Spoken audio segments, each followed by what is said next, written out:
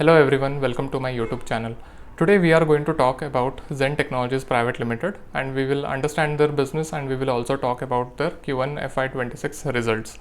So what is Zen Technologies? Zen is an Indian company which is specializing in defense training solutions and advanced defense technologies.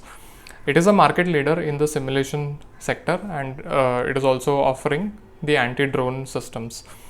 The company is headquartered in Hyderabad, and it is listed in both Bombay Stock Exchange and National Stock Exchange.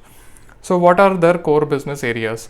So firstly, they are into training simulators. Now Zen is a market leader in providing simulators for military training covering land, air and naval platforms. So what are these simulators? So the defense personals, they have to be trained on different machineries. So some of the equipments that we know the defense personals use are artilleries, tanks. So training people on those can be very expensive, and it is difficult to create the warlike situation. And it is also difficult to create different environments to train these personals. So Zen is a company which provides simulators. Simulators are nothing but it is an equipment wherein the personnel can sit inside and they get a look and feel of a tank. Let's say if we want to train someone on how to operate a tank, so the personnel will be sitting inside and he or she can see all the equipments which are exactly similar to what they are inside a tank, and there will be a screen in front of them, so they can create a war-like situation. They can create different climatic conditions, they can create different circumstances, and based on that the people can be trained. So this is about the simulator. Then the second core business for them is the anti-drone system. We all know what drones are. Anti-drone systems are nothing but systems which are designed or built to destroy the enemy drones. Thirdly, they are into robotics and UAVs. So this is a very niche area that they are entering right now. They do not have any commercial operation in this. So they have made certain acquisitions. We are going to talk about that in detail in a few moments from now, and we will know like what are those acquisitions and what are the new sectors that they are entering into. So let us see what are the key differentiators for the Zen Technologies Private Limited. So the company is very focused on R&D, and it is indigenous technology company. So when I talk about that, so whatever the orders that are coming from the Indian Armed Forces, so they see if the company is they see if the company is indigenously built technology or not, right? So there is a term called IDDM, which stands for Indian Developed, Designed and Manufactured. Okay, so this is one of those companies which is IDDM compliant. That means all their product is developed in India, it is designed in India, and it is manufactured in India. So such there are very few companies, and in the case of simulators and anti-drone systems, this is one of the very few companies which is IDDM compliant. Okay, so apart from this, the company is recognized for its wide band anti-drone systems that can counter both commercial and military drones. So what it means is these drones, they operate in a certain frequency. So there are different frequencies for commercial operations, and there are different frequencies for military operation. So this is one company which can destroy the enemy drones which come from whatever frequency, like if they are operating in whatever frequency, then this company has the capability to destroy the enemy drones. Lastly, this is the only Indian company which has a hard kill capability for their anti-drone systems. Now, when we talk about anti-drone systems, there are two types in it. One is the soft kill, and the other is the hard kill. So in soft kill, there are again two types. First is the jamming, and second is the spoofing. Jamming is nothing but whatever frequency the enemy drone is operating, so we jam that particular frequency. That process is called jamming. And spoofing, in the case of spoofing, if the enemy drone is using GPS locations, then you fool that drone by giving it a signal that say you are not in India, you are in some other location. So the enemy drone will get confused and it will either drop down or it will go back to its origin. So when we talk about hard kill, it is about physically destroying the enemy drone. So this is the only company right now in India which has this capability. No other company in India has the capability of physically destroying the enemy drones. So let us talk about their product portfolio. So their major product is training simulators. So they are offering training simulators to Indian Navy, Air Force and Army. So currently it is highly concentrated towards Indian Army. So they intend to offer more products to Indian Navy and Indian Army, Indian Navy and Indian Air Force going forward. So these training simulators help in creating the realistic environment for training. This is very cost effective. Instead of training the army personals on the actual machinery, they can be trained on the simulators, which is indoor, which is very cost effective, and you will also be able to create whatever environment that you want to train the army personals. Also, there is this kind of training is very safe because they are not working on the actual weapons. They are working on the simulators, wherein there's no playing with the bombs and all, because this is all virtual. Then the next product that they are into is the anti-drone system, which I have already explained. In anti-drone, they have the capability of both soft kill and hard kill. Now thirdly, they are entering into robotics and UAVs. They have made certain acquisitions. So with the help of those acquisitions, they are entering into these sectors. So what are their acquisitions? Let us see that. So firstly, they have acquired a company called Vector Technics. So this company manufactures the raw materials or the parts which are required to manufacture a drone. So with this acquisition, this gives them an import dependency, so they don't have to rely on any other company for their parts.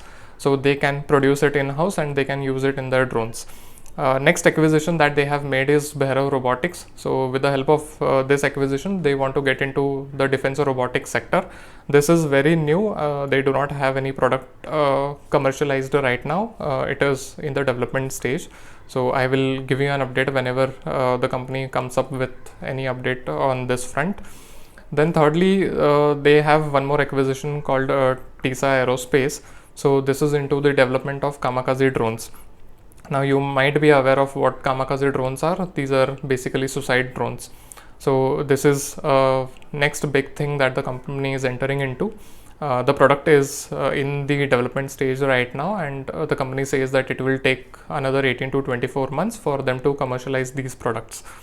Lastly, they have one more acquisition wherein they have acquired a company called Applied Research International. So through this acquisition, they want to enter the simulation market for Navy and maritime services. So right now they are offering simulators to Indian Army, but with this acquisition, they also want to offer simulators to Indian Navy.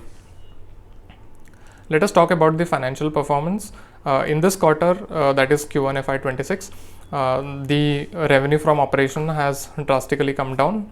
In the quarter last year, it was 254 crores, but in this quarter, it has come down to 158 crores. So this is the only quarter in the last 2-3 years where we have seen a degrowth. Otherwise, this company had been growing on a very rapid pace.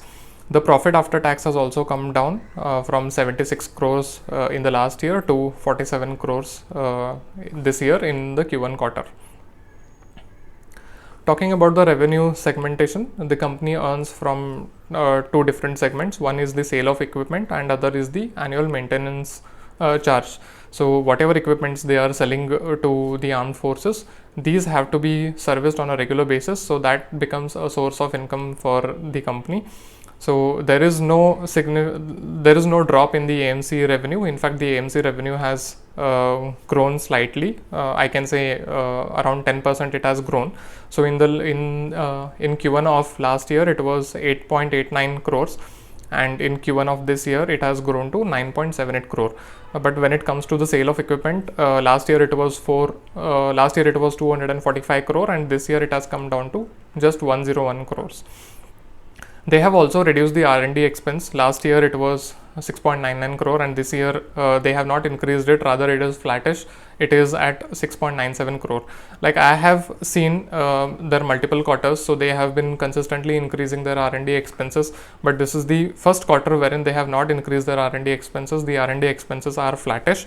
So this gives us an indication that the company is not foreseeing any growth in the business in the upcoming days or upcoming quarters. So we will talk about this more at the end of the video.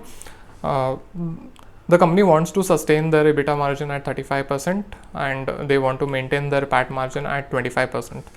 Talking about the order book, at the start of Q1 FY26, their order book was at 844 crores. So in this quarter, they were able to execute around 158 crores of order, and they have only received a new order of just 64 crores. So the net order book that they have at the end of Q1 FY26 is 754 crores. So this is one more negative point or a red flag that I see here, that their order book has not increased. So they are expecting an order of 650 crore to come in the end of H2 FY26. That is at the end of September. So they are expecting an order of 650 crores for anti-drone systems, but so far there has been no update. I have been tracking the company in BSE and NSE, and they have not yet made any announcement, which means that they have not yet got the order. There are very few days left for this particular quarter to get over, and the company is optimistic that they will get the order by the end of September.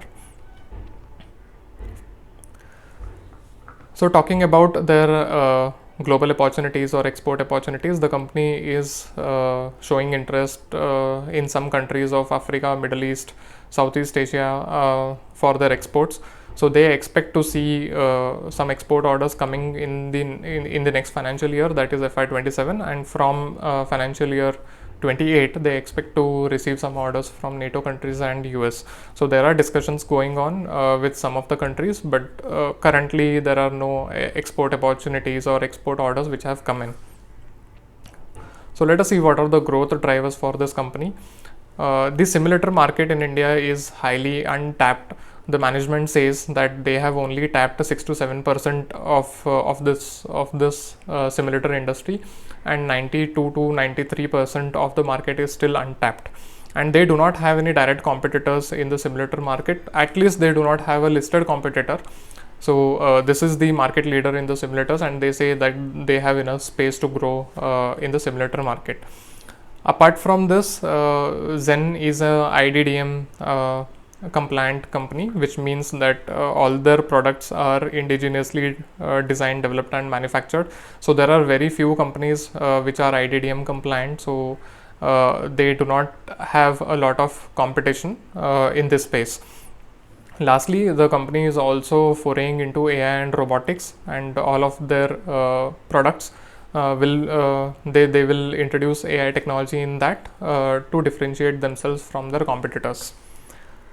So what are the key takeaways from the company's analysis and the financial results? So in the short term, I see some red flags. The managing director says that FY26 is going to be a year of consolidation, which means that they don't see their business to be growing at the pace they were earlier growing. So FY26 can be a flattish year for them. However, they expect the growth to come back from FY27 onwards. So the company has given a guidance that in the 3 financial years of 27, 28 and 29, they want to have a consolidated revenue of 6,000 crores. Also in FY26 there is no significant capex. The company is not doing capex, and they would only be doing capex of 40 to 50 crores. Which is another indicator that they don't see much of the business happening in this year. They don't expect a lot of incoming orders. So that is one more reason that you see the company is trying to protect its margin. The order book has also reduced, as I already told you, in Q1 of FY26. It has come down from 848 crores to 754 crores. And this is the first time in last few quarters that I have seen the R&D spending has not increased. So all this is an indication that there won't be growth in the upcoming few quarters. But however, the long-term prospect for this company is very positive, and this is a sunrise industry, and the Indian Defence Forces, they are focusing on indigenization, so the long term growth prospect for this company is very much intact. So I hope this video was informative and you have gained some helpful insights on the topic. Thank you very much. See you in the next video.